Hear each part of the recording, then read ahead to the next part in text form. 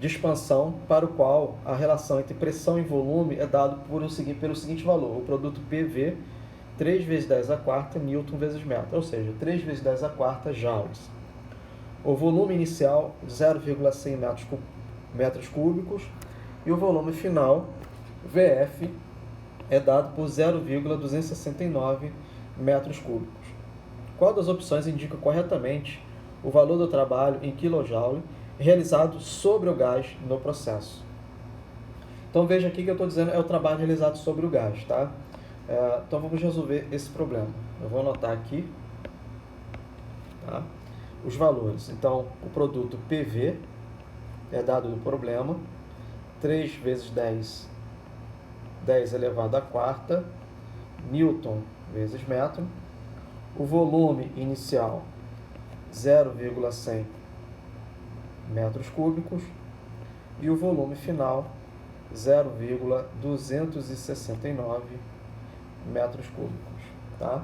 E eu quero saber o trabalho realizado sobre o gás. Nesse caso, a definição de trabalho, tá, sobre o gás, então, é menos a integral de P dV, tá? De um volume inicial até um volume final.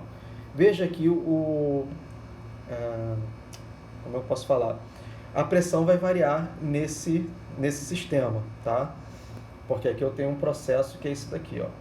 Eu tenho um gás ocupando um determinado volume e depois ele é expandido para um volume final maior. Então eu tenho um volume inicial e tenho um volume final, num processo de expansão. Veja que o produto P por V é uma constante, tá? Ou seja, a pressão ela varia inversamente proporcionalmente com o volume, ou seja, se PV é uma constante, a pressão ela vai ser essa constante dividido pelo volume. Então, o que está acontecendo aqui, né? Se o volume inicial é VI, que é essa situação aqui, e depois é um volume final VF, então a pressão ela está variando com esse volume aqui. Ela varia de forma inversamente proporcional.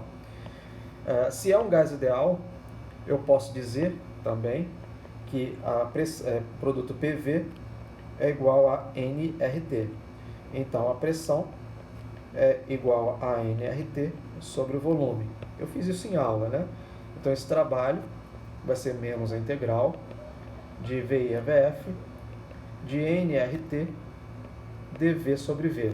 nRT é a tal da constante. Então, o trabalho vai ser menos nRT de VI até VF de dV sobre V.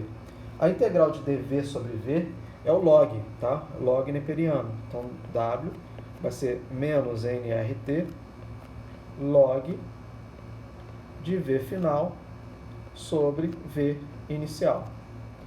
Então, esse trabalho aqui vai ser... Aí eu vou substituir os valores, tá?